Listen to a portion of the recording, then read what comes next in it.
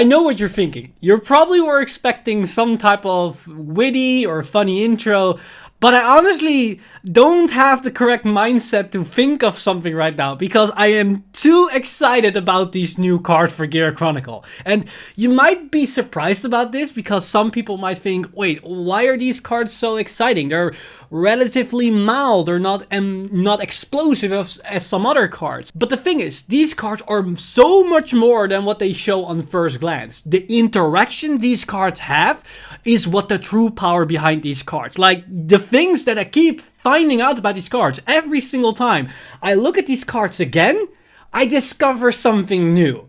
And honestly, I couldn't have hoped for anything better than that.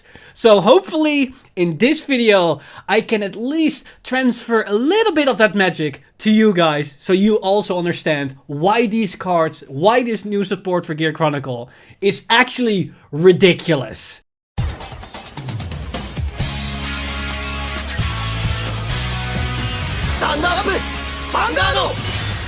Hey card fighters, welcome back to another Cardfight update, and today it's finally the day where we're gonna see the new Gear Chronicle card for the upcoming V-Clan collection. Oh boy, does Chronos Command and his support cards not disappoint. And that might be surprising for some out there, as on first glance, especially Chronos Command might look a bit underwhelming.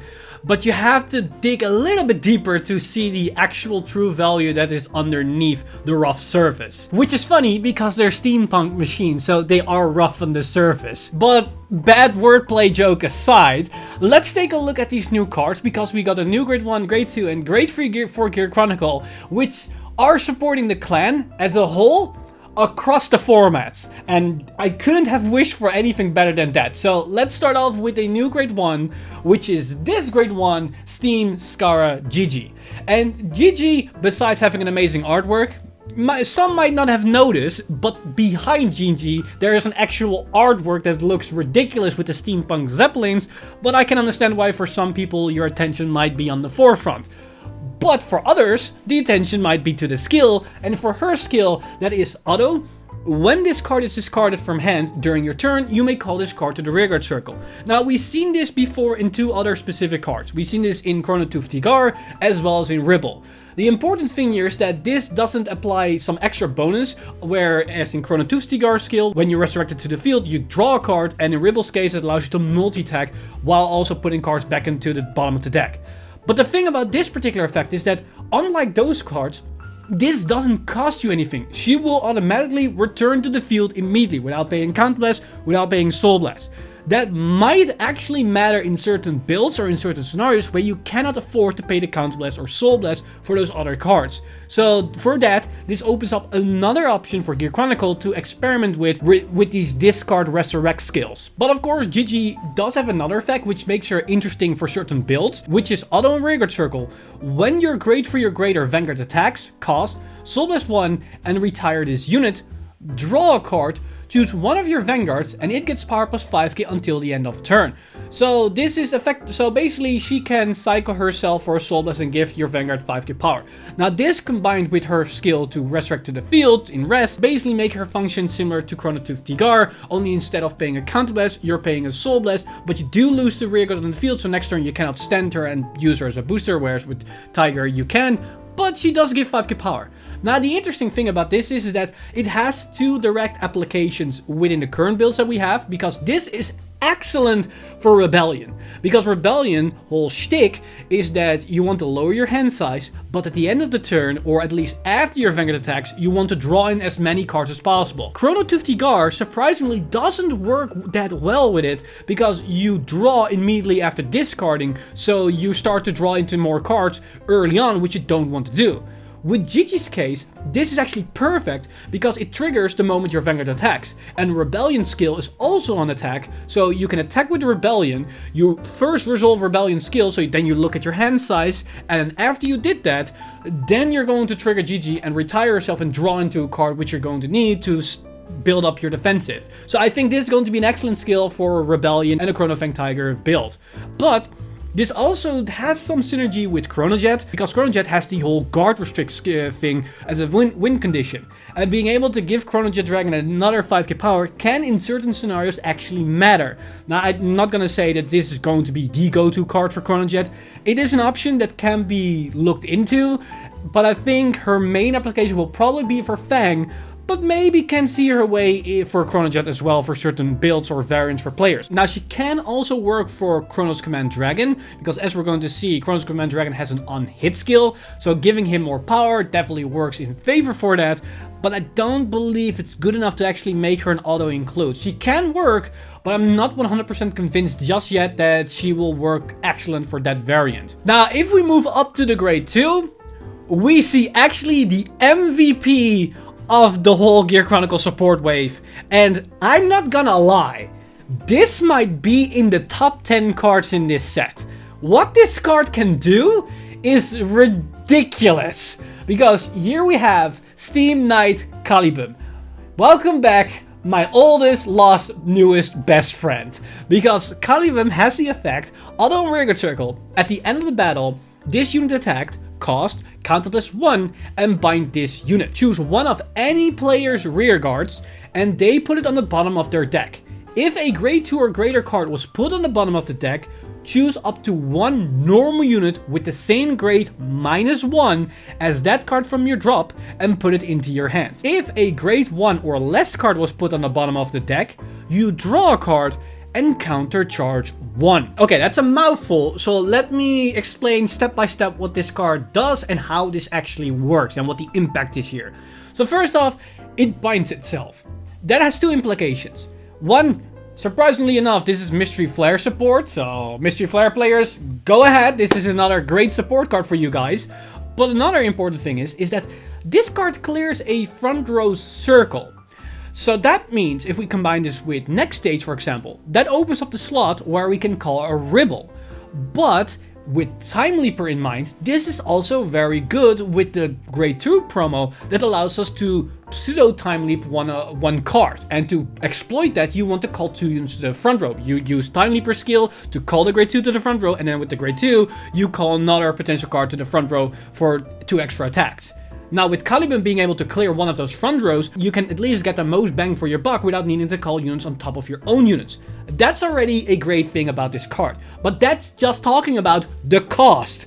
So let's take a look at the actual skill, because first we see that we can put any card to the bottom of the deck, either our riggers or opponents. Ideally, you want to go for your opponents because that means you are also controlling their board and lowering their resources. But there are actually good implications of what type of card we can put to the bottom of the deck. Because if we put a grade 2 to the bottom of the deck, we get to grab a grade 1 from our drop zone and put it into our hand.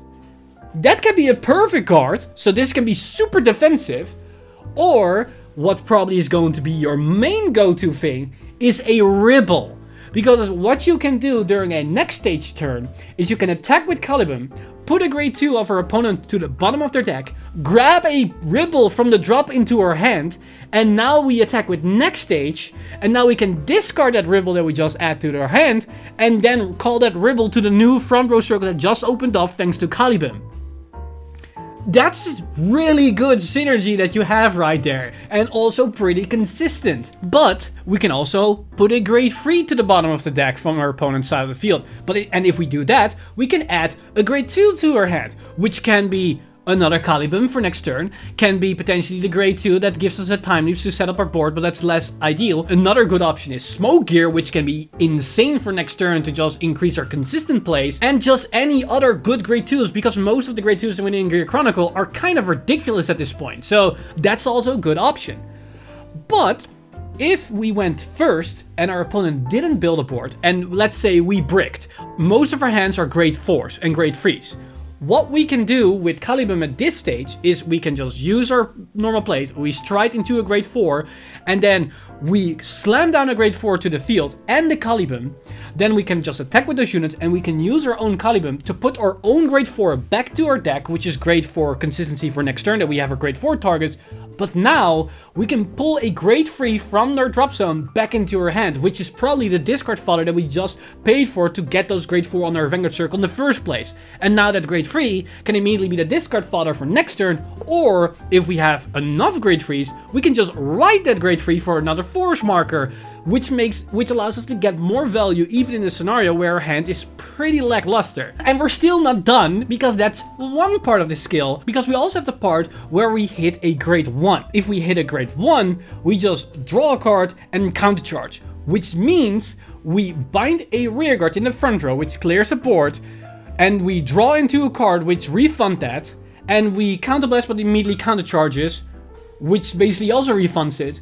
But we did send the grade 1 from our opponent's side of the field to the bottom of the deck.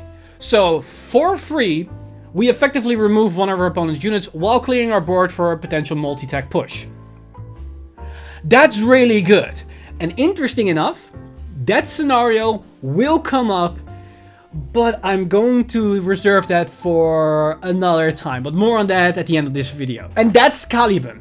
Kalibum is, I'm not gonna lie, is kind of ridiculous. This card opens up so much setup, so much consistency, and so much ridiculous play that I think this is going to be the staple card for almost every Gear Chronicle deck. I can see this thing work in Mystery Flare Turbo, in Chrono Jet Aggro, in Chrono Fang High Insane Push, and even in freaking Premium.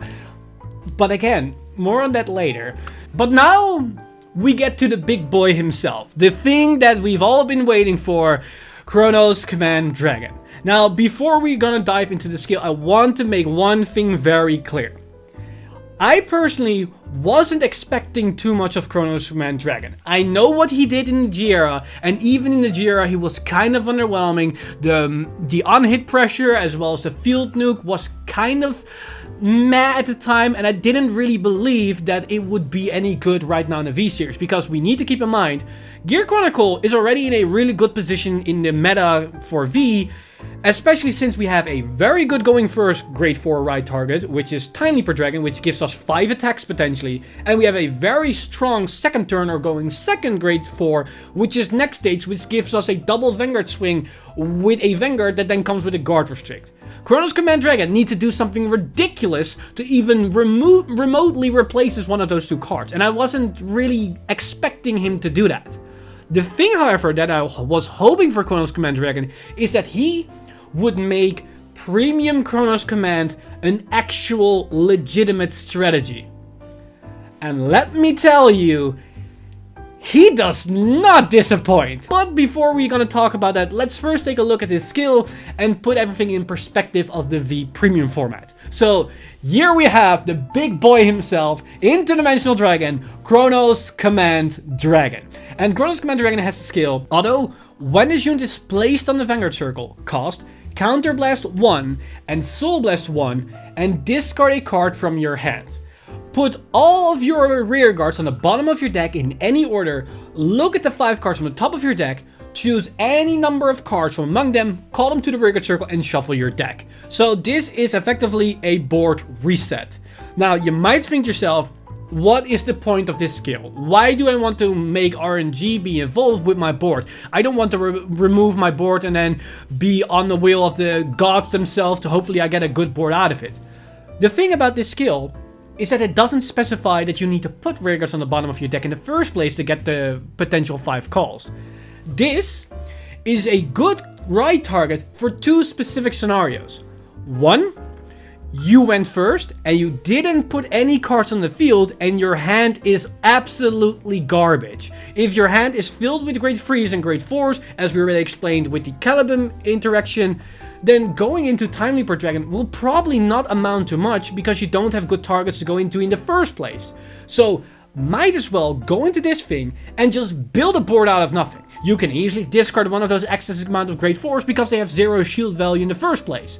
So this at least gives you some options to go into. Same scenario if your hand is completely filled with grade 0s. Might as well just go for this instead of a Time Leaper Dragon, which might not really amount to a lot of value. And at the same time, this can also be a thing for a late game scenario where your field got entirely nuked and you don't really have anything in your hand that allows you to do something remotely powerful. A next stage can definitely do the trick, but maybe next stage isn't good in your scenario because your opponent might have a perfect guard and definitely a couple of triggers to guard your Chrono Jet Dragon in the following attack. Or maybe they don't have enough damage that it actually wouldn't matter in the first place. might as well go into a Chronos Command Dragon that allows you to farm up a bit, build the resources, and then try to win the following turn if you at least get something established on the board in the first place. But luckily, this isn't everything for Chronos Command Dragon, as he also has another effect, which is Auto and Vanguard Circle. When this unit attack hits a Vanguard, your opponent puts all of their rearguards on the bottom of the deck in any order. So it has the unhit pressure once again that nukes your opponent's side of the board. Great thing about this skill is that it's free, but it's unhit Vanguard skill. So that means your opponent definitely has agency of giving you the value of this skill. Now, this skill, together with its first ability, really to me screams that this is a first right option. Just like what Time Leaper Dragon was. Only now they have different roles. Time Leaper Dragon is probably the one that you will go into more often, but Chronos Command Dragon can be for those scenarios where your hand is pretty crap and you just want to do something that at least gives you value. But it then also puts your opponent in the scenario where if they pushed you in the early game and they called a couple of units to the board, they are now in the scenario where they could lose all those cards and they're forced to guard this attack right now. And if you can build the column up quite sizably, and you're probably going to put the first force mark on the Vanguard Circle, thus making this at least a 25k attack, 8k booster, 33k attack, which is pretty sizable. That means your opponent needs to waste resources right now to stop this attack, because if they do not do that, they might lose way more in the process. And because they're forced to use their shield now, that means next turn when you go into your next stage play, they might not have the shield they need to guard those very important attacks. So Chronos Command Dragon definitely has some function in the current V format, because it really feels like a save button when things really go south. Because currently, when Gear Chronicle bricks, it bricks hard. And I'm not necessarily talking about they only have great zeros. Even if they can stride or pseudo stride, if they do not have the rearguards to actually do something or make something out of it, they don't really do a lot. Whereas with Chronos Command Dragon, you're not really reliable on that. You can get away with not being very aggressive in the early game, not having the cards to make a field or do something. He just facilitates that for you, which can definitely be something valuable to make your game plan a bit more consistent, which I honestly like. But that said, I wasn't mainly expecting him to be that useful for V. I was hoping him to be useful for Premium. And oh boy, does he not disappoint. Because one thing that's very important about this skill is that it's auto on place and not act. Which means we can combine this with Croc Dragon for more multi-attacks. Because we can stride into Croc Dragon, then we can bind our own field at the end of the battle, and then go into this thing, and then get a new field, which then allows us to multi-attack. Which is really good, as that just extra attacks in the Chronos Command archetype. And that also means that we now end up on a Chronos Command Grade 4. And that's also very important for the Chronos Command archetype, because for one, we get the 15k base, which might make guarding a bit better.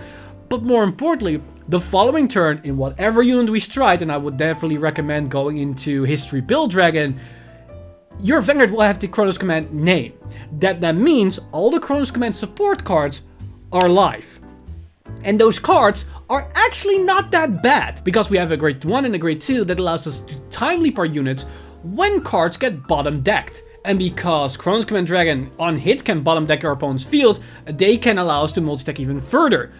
But, as you might have remembered, Kalibum also on attack put something on our opponent's field on the bottom of the deck, which then means Kalibum can activate that Grade 2 and that Grade 1, and then suddenly, because Kalibum removes itself from the field, the Grade 1 can time leap into a Grade 2 that can be standing in the front row, and the Grade 2 can turn itself into a Grade 3, which then also in the front row, and we suddenly have 2 extra attacks out of a Kalibum.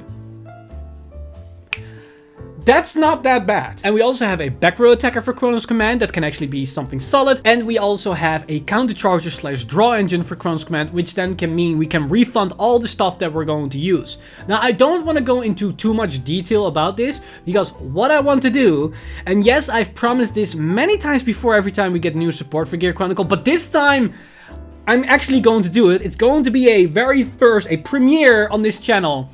I'm going to make a premium deck profile for Chronos Command. And I'm not going to do it somewhere in the future.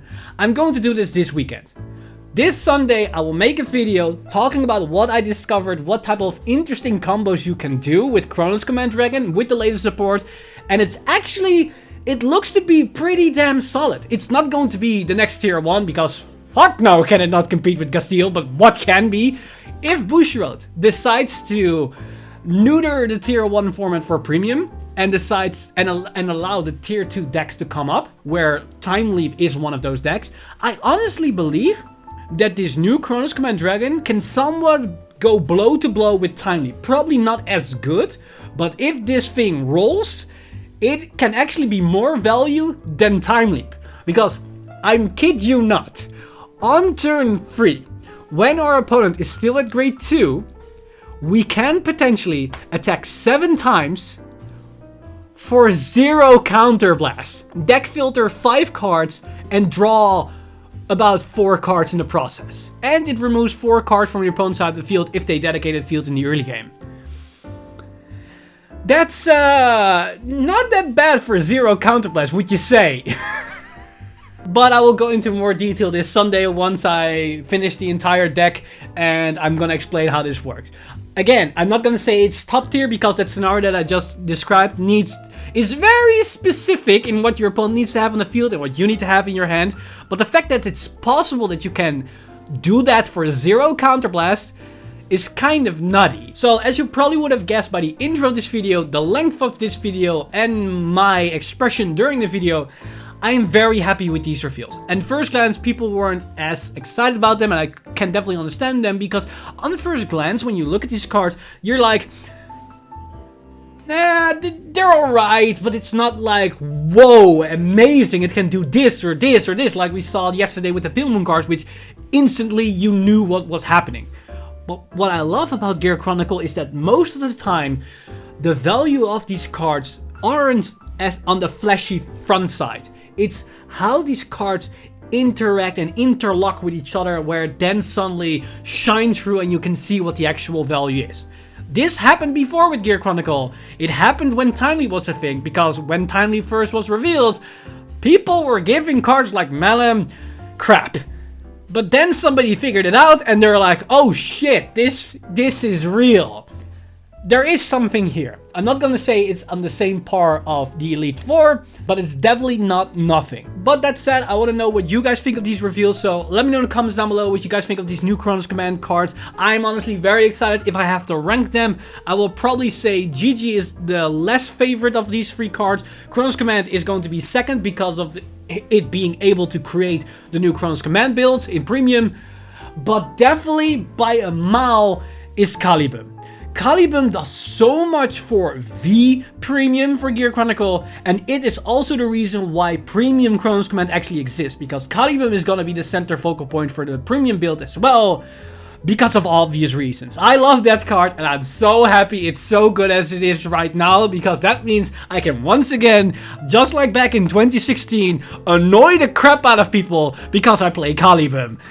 And I can honestly not wait. But again, I want to know your opinions about these cards, so let me know in the comments section down below. As always, I want to give a huge shout out to my Patreon supporters over at patreon.com. You guys are amazing. If you want to support the channel or everything that's happening on the channel, you can simply go to patreon.com/FreakedInsider and become a Patreon today. But with that said, I've been Mr. Time Leap, and I'll see you guys in the next one!